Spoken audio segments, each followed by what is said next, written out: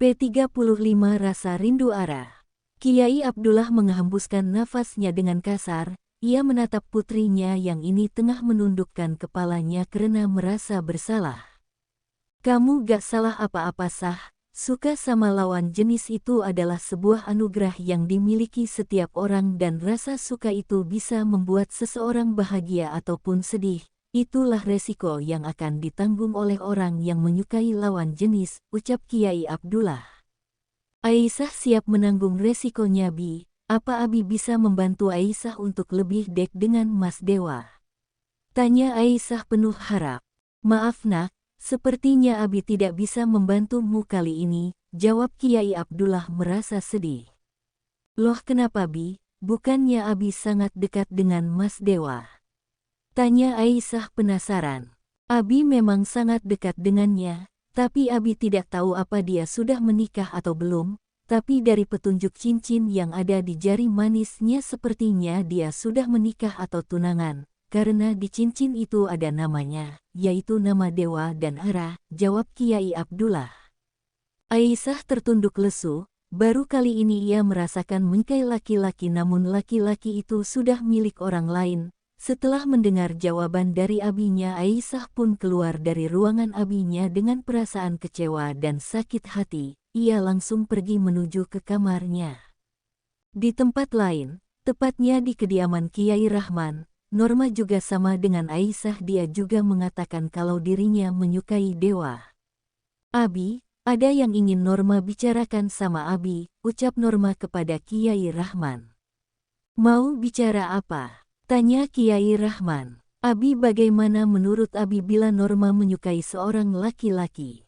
Tanya Norma balik. Ya alhamdulillah kalau Norma menyukai seorang laki-laki. Cepat katakan kepada Abi siapa laki-laki yang beruntung itu yang bisa disukai oleh anak gadis Abi ini. Tanya Kiai Rahman dengan antusias, karena baru pertama kali ini anak gadisnya itu bilang kalau menyukai laki-laki. Apa Abi akan langsung menjodohkannya dengan Norma, jika Norma mengatakannya? Tanya balik Norma. Ya tergantunglah Norma, kalau laki-laki ya masih single ya nanti Abi usahakan, tapi kalau dia sudah mempunyai istri sepertinya berat nak, jawab Abi Rahan. Kalau dia sudah punya istri juga Norma gak maulah Bi, ujar Norma ketus. Hehehe kan siapa tahu aja. Oh ya emangnya siapa laki-laki itu? Tanya Kiai Rahman dengan penasaran. Namanya Mas Dewa Bi, jawab Norma malu-malu. Dewa, apa dia teman kamu? Tanya Kiai Rahman. Bukan Bi, Mas Dewa lo Bi, dia itu yang ngaji sama Abi, dia orang yang waktu itu terdampar di pantai, jelas Norma. Seketika Kiai Rahman langsung terdiam saat Norma mengatakan dengan jelas Dewa inak mana yang dia suka. Abi kok diem aja, Abi bisakan jodohkan Norma sama Mas Dewa? Pinta Norma dengan memohon. Maaf Norma, sepertinya Abi tidak bisa menjodohkan kamu dengannya, jawab Kiai Rahman kepada anak kesayangannya. Loh, emangnya kenapa Bi? Apa karena Abi tidak tahu asal-usulnya sampai Abi gak mau menjodohkan Norma dengan Mas Dewa? Tanya Norma dengan kesal. Bukan seperti itu Norma. Terus seperti apa Bi? Tolong jelasakan sama Norma agar Norma mengerti. Ucap Norma yang menuntut kejelasan. Abi tidak bisa menjodohkan kamu dengannya karena dia masih dalam keadaan amnesia. Terus Abi juga tidak tahu apa dia sudah punya istri atau sudah punya tunangan, karena saat Dewa ditemukan dia menggunakan sebuah cincin yang ada ukiran namanya dan seorang wanita yang bernama Ara, jelas Kiai Rahman. Norma langsung terdiam 1000 bahasa saat mengetahui kebenaran itu. Maka dari itu bukannya Abi tidak mau menjodohkan kamu dengannya. Abi takut nanti keadaan menjadi sangat runyam dan akhirnya menyakiti kamu Norma, ujar Kiai Rahman. Cobalah untuk mengerti dan serahkan semuanya kepada Allah, agar nanti Allah lah yang akan menentukan jalannya kalian berjodoh atau tidak, ujar Kiai Rahman lagi. Asteris. Sudah 1 bulan lebih Ara menunggu kabar dari hasil pencarian suaminya, namun tak ada kabar baik tentang suaminya. Sean sedang apa ya Mas Dewa sekarang? Tanya Ara kepada Sean. Ara dan Sean saat ini sedang berada di taman belakang markas. Semenjak perdamaian waktu itu Sean selalu berada di dekat Ara untuk melindungi dan menjaga Ara. Sean hanya menghembuskan nafasnya dengan kasar, karena hampir setiap hari Ara bertanya seperti itu kepadanya. Ara, apa kau mau buah mangga itu?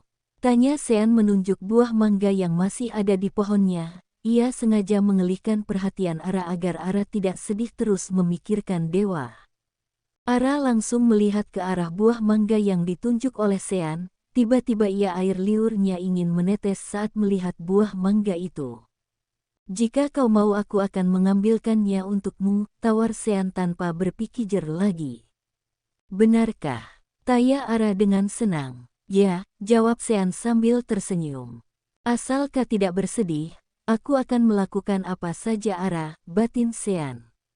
Baiklah, aku minta kau ambil buah itu tanpa terjatuh, pinta Ara.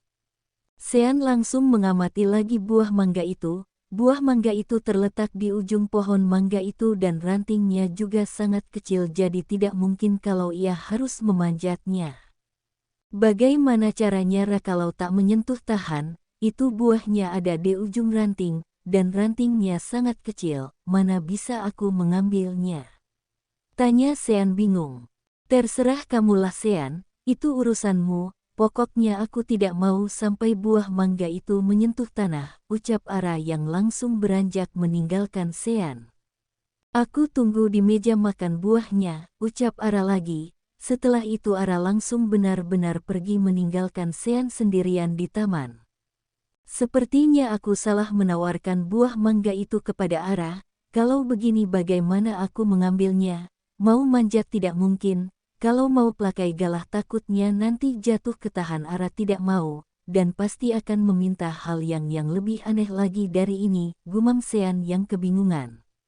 Ngapain kamu ngelamun sendirian di sini? Bukannya menjaga Ara, malah asik melamun di sini.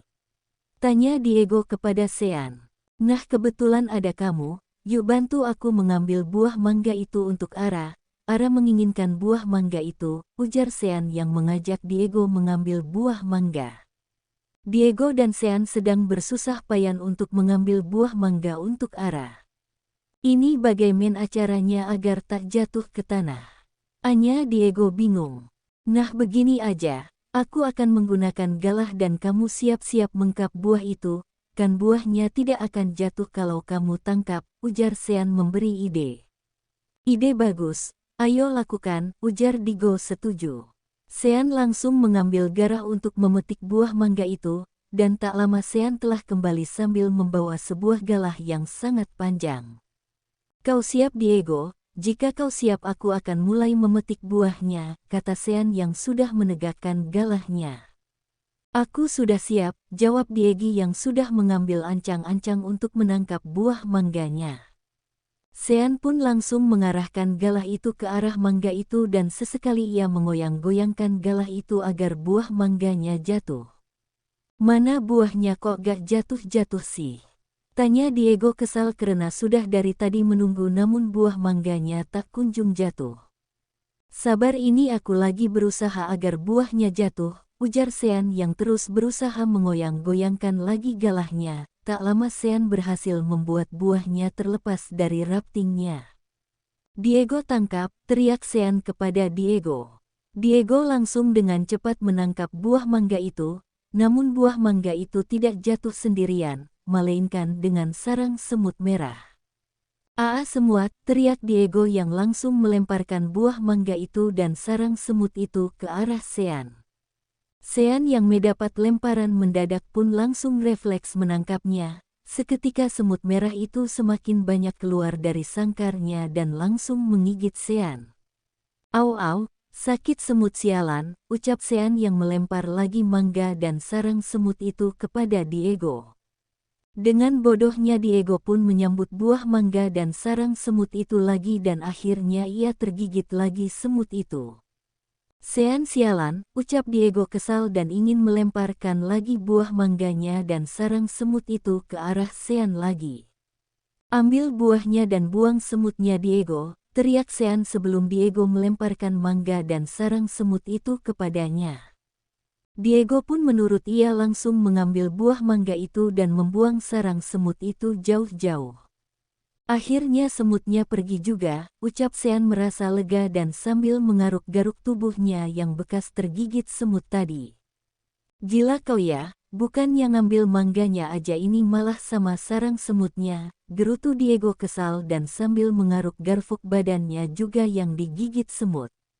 Ya aku mana tahulah kalau sarang semut itu juga ikut jatuh, sudahlah yuk kita berikan buah mangga ini ke Ara, ujar Sean. Sean dan Diego pun berjalan menuju ke meja makan untuk menemui Ara dan menyerahkan buah mangga itu. Sean langsung menyerahkan buah mangga itu ke Ara. Terima kasih, kalian kenapa pada merah-merah semua seperti itu? Tanya Ara heran saat melihat wajah, leher dan tangan Diego dan Sean pada merah-merah semua. Ini semua gara-gara dia nih, ngambil buah mangga sama sarang semut, ya akibatnya seperti inilah, ujar Diego kesal. Kok aku yang disalahin? Aku kan gak tahu kalau di sana ada sarak semutnya, jawab Sean membela diri. Sudah jangan pada berantem, sana diobatin dulu, biar gak getel lagi, ujar Ara. Sean dan Diego pun hanya mengguk dan langsung pergi menuju ke ruangan kesehatan. Setelah kepergian Diego dan Sean, Ara kembali melamun dan teringat sang suaminya lagi.